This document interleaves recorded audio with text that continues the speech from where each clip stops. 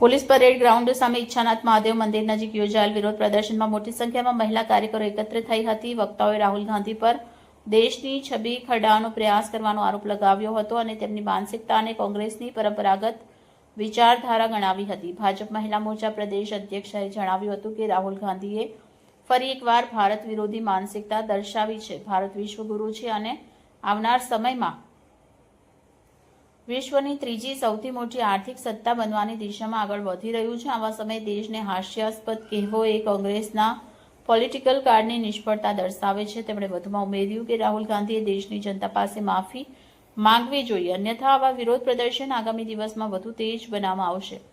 નોંધનીય છે કે એઆઈ સમિટમાં યુવા કોંગ્રેસના પ્રતિનિધિઓએ ભારતમાં ટેકનોલોજી અને યુવા રોજગારી અંગે ચર્ચા દરમિયાન આ શબ્દ પ્રયોગ કર્યો હોવાનું કહેવાય છે। જો કે કોંગ્રેસ તરફથી આ નિવેદન અંગે કોઈ સ્પષ્ટતા કરવામાં આવી નથી। બીજી તરફ ભાજપ મહિલા મોરચાના કાર્યકરોએ દેશભક્તિના નારા લગાવ્યા હતા અને રાહુલ ગાંધીના નિવેદન સામે ઘોર વિરોધ નોંધાવ્યો હતો।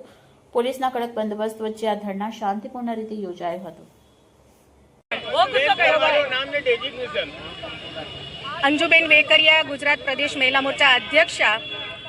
આજે ગુજરાતના તમામ જિલ્લા મહાનગરોની અંદર એઆઈ સબમિટ દ્વારા કોંગ્રેસના કાર્યકર્તાઓ દ્વારા અને રાહુલ ગાંધી દ્વારા જે પ્રકારે દેશની છબીને, જે પ્રકારે દેશની ગરિમાને ખરડવામાં આવી છે, એને નુકસાન કરવામાં આવ્યું છે અને ઠેંચ પહોંચાડવામાં આવી છે, ત્યારે આ મંચ ઉપરથી અમે ભારતીય જનતા પાર્ટીની મારી સમગ્ર બહેનો આ નિંદનીય આ કૃત્યને અમે વખોડીએ છીએ। અને સાથે સાથે કારણ કે એઆઈ સબમિટની અંદર જે પ્રકારે આંતરરાષ્ટ્રીય અન્ય પ્રમુખો પણ આવેલા હતા અને એ સમયે જે પ્રદર્શન થયું અર્ધનગ્ન સ્થિતિમાં, એ ભારતીય સંસ્કૃતિની વિરોધો છે।